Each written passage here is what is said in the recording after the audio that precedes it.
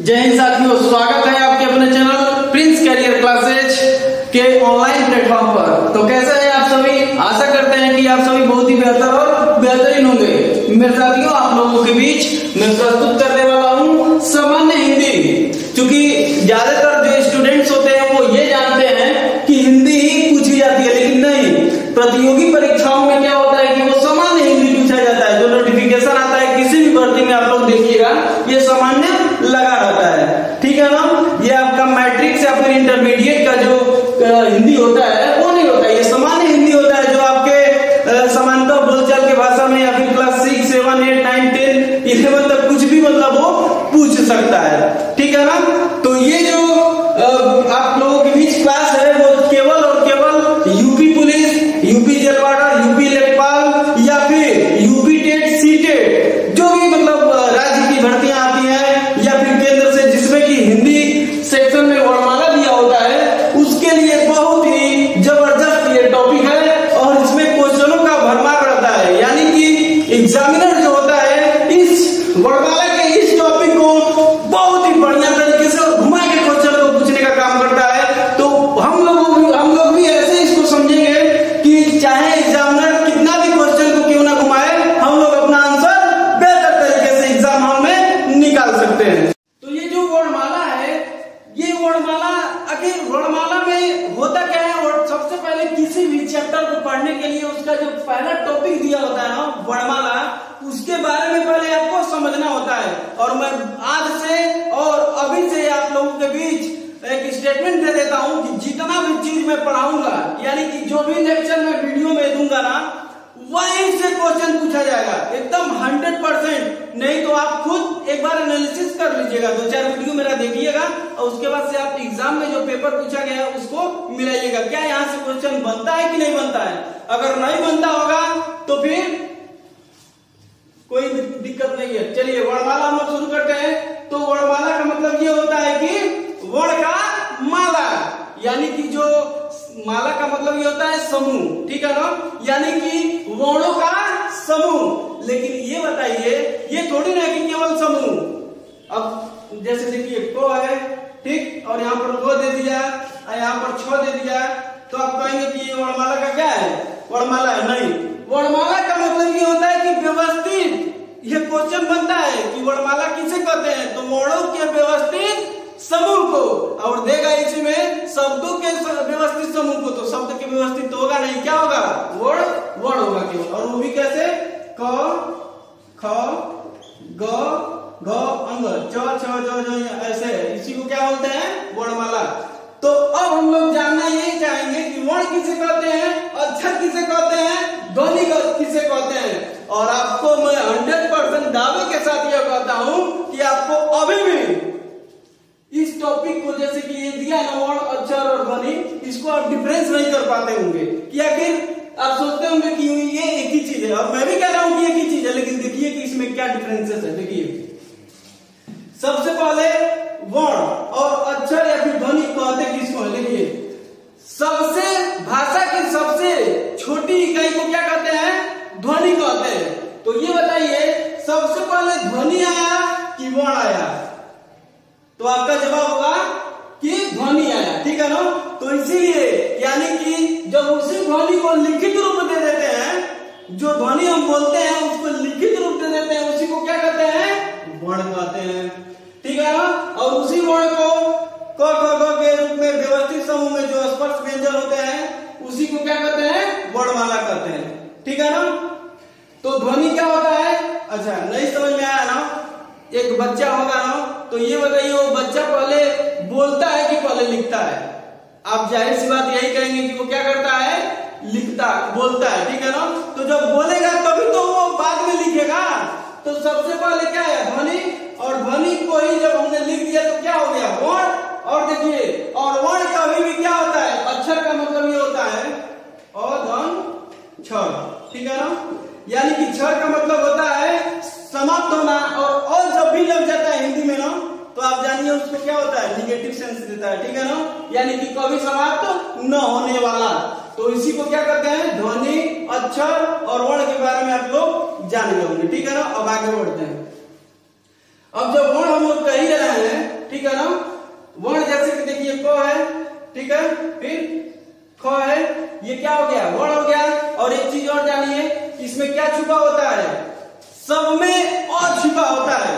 सब में क्या छिपा होता है, अ छिपा होता है। बोलिए ना खो, लास्ट में आ रहा है ना, बोलिए ना खो। तो ऐसे कर सकते हैं हम लोग, देखिए इसको हम लोग कैसे कर सकते हैं, आधा क प्लस अ, तो बराबर क्या बन जाएगा बाबू, ये बन जाएगा आपका पूरा क, ठीक है ना। तो अब देखिए वर्ण, अब वर्ण को बांटा गया है कितने भागों में, 3 भागों में है भैया, 3 भागों में। देखिए तो पहला है आपका स्वर, दूसरा है आपका व्यंजन और तीसरा है आपका अयोग वार। ये बताइए तीन को भाग होगा जी, हाँ 3 भाग होगा ना। देखिए पूरा का पूरा जो वर्ण है, जिस प्रकार से इंग्लिश में 26 क्या होते हैं ना वर्ण, अल्फाबेट्स जिसको बोलते हैं, उसी तरीके से आपके हिंदी में भी कुल वर्णों की संख्या कितनी है, 52 है, ठीक है ना।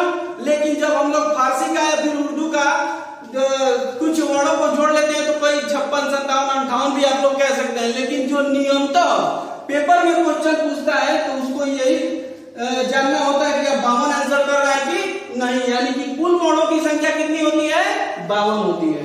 बात समझ में आ गई ना। अब देखिए यह है आपका स्वर, व्यंजन और अयोगवार।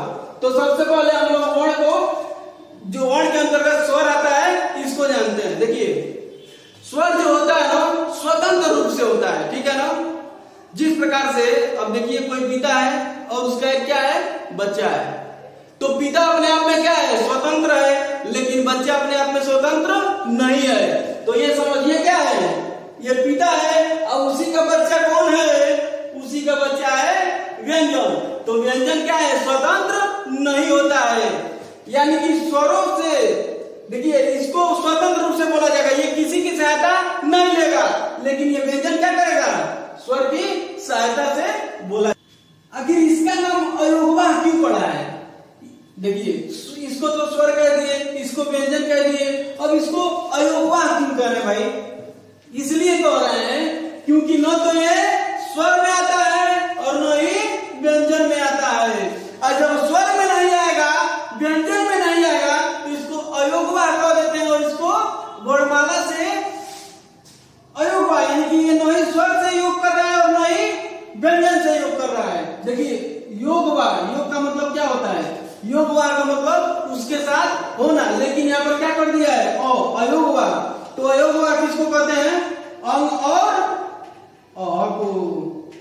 अंग और अ को क्या कहते हैं, अयोगवार कहते हैं। तो इस प्रकार से जो वर्ण होते हैं वो 3 प्रकार से बांटे गए हैं। पहला है स्वर, दूसरा है व्यंजन और तीसरा नंबर का है आपका अयोगवार। और अयोगवार के अंतर्गत वो न स्वर में आएगा न व्यंजन में आएगा, वो अंग और अ होता है, ये अयोगवार होता है। अब देखिए पेपर में पूछता है कि बताइए कि हिंदी में कुल वर्णमाला की संख्या कितनी होती है। तो देखिए यहाँ पर बहुत ही शानदार तरीके से शॉर्ट में आपको मैंने डिफाइन किया हुआ है और यहाँ पर लिखा हुआ है। देखिए पहले तो 52 होता है, ठीक है ना। अब देखिए 11 क्या होता है, आपका स्वर होता है। मैं एकदम यहाँ पर देखिए काउंट करके बता रहा हूँ। 11 क्या होता है, स्वर होता है। जो स्वतंत्र रूप से बोले जाते हैं उसे स्वर कहते हैं, याद रखिएगा।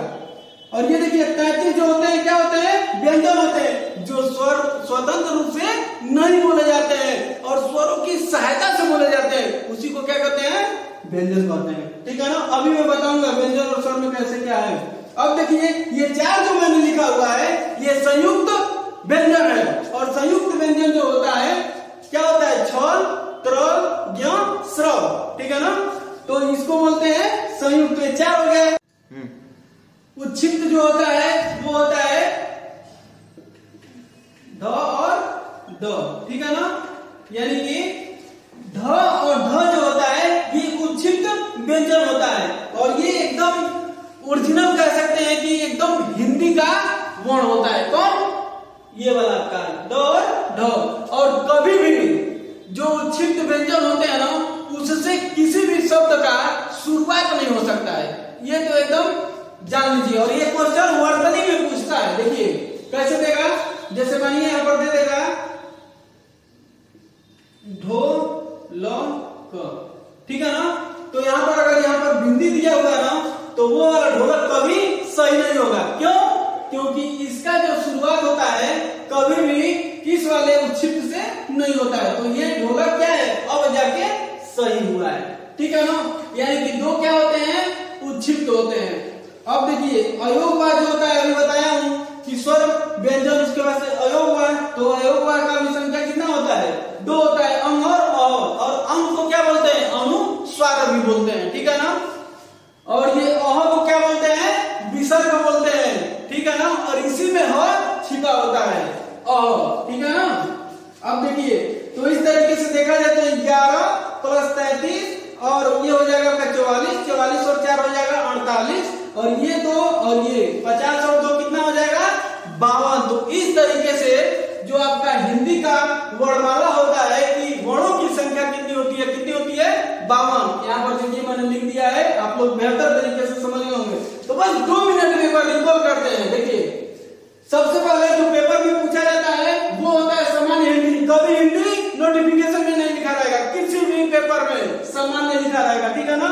यानी कि जो आपके आस पड़ोस की जो हिंदी होती है, ये क्लास 6, 7, 8, 9, 10 तक के लेवल का भी या फिर इंटर का भी, तो 7 का भी क्वेश्चन पूछ सकता है। यानी क्लास 7 का भी क्वेश्चन हिंदी का आएगा, इसीलिए सामान्य हिंदी कहा जाता है। और इसके अंतर्गत वर्णमाला हम लोगों ने देखा है। यानी कि माला क्यों कहा गया भाई, माला का मतलब होता है समूह, समूह होता है। और ये जब आ गया वर्ण यानी कि वर्णों का समूह। लेकिन एक क्वेश्चन यही से फंसता है, क्या वर्णों के व्यवस्थित समूह को क्या कहते हैं, वर्णमाला कहते हैं। तो जब भी व्यवस्थित जा रहा है उसी को टिक मारना है आपको। देखिए ये वर्ण अक्षर ध्वनि, तो ध्वनि सबसे पहले आई और उस ध्वनि को जब हमने लिखित रूप दे दिया, यानी कि देखिए मैंने बोला कौन और उसी को मैंने क्या कर दिया, लिख दिया, तो यही हो गया वर्ण। और ये ध्वनि बोला गया और कर लिखा गया, तो ये वर्ण हो गया। अक्षर का मतलब होता है जो वर्णमाला होता है वो कभी समाप्त नहीं होता, इसके लिए इसको अक्षर भी कहा जाता है, ठीक है ना। अब आगे ये इसी वर्ण को 3 भागों में बांटा गया है भाई। कितने भागों में, 3 भागों में। देखिए तो स्वर व्यंजन अयोगवार, ठीक है ना। यानी कि स्वर स्वतंत्र रूप से बोले जाते हैं और ये व्यंजन जो होता है परतंत्र होता है, ठीक है ना, परजीवी कह सकते हैं। यानी कि ये दूसरे पे डिपेंड होता है, और किस पे, स्वर पे। ये देखिए अयोगवार, अयोगवार का मतलब अंग और विसर्ग और अनुस्वार। और इसी तरह से पूर्ण वर्ण को मैंने यहाँ पर देखिए बहुत बेहतर तरीके से समझाया है, और आशा करते हैं कि आप सभी बहुत ही बेहतर तरीके से समझे भी होंगे। अगर आपको ये कंटेंट मेरे समझाने का तरीका और प्रिंस करियर क्लासेज का जो ये ऑनलाइन प्लेटफॉर्म का चैनल है, इसको आप सभी का सपोर्ट की जरूरत है। आप सभी लोग सपोर्ट करिए और ज्यादा से ज्यादा विद्यार्थियों में शेयर भी करिए, ताकि कि हमारा आपका परिवार, हमारी संस्था, ये जो ऑनलाइन प्लेटफॉर्म है ये और बड़ा हो और बड़े स्तर पर लोगों की क्या करे, सहायता करे। चलिए तो आज के लिए बस इतना ही। धन्यवाद। जय हिंद।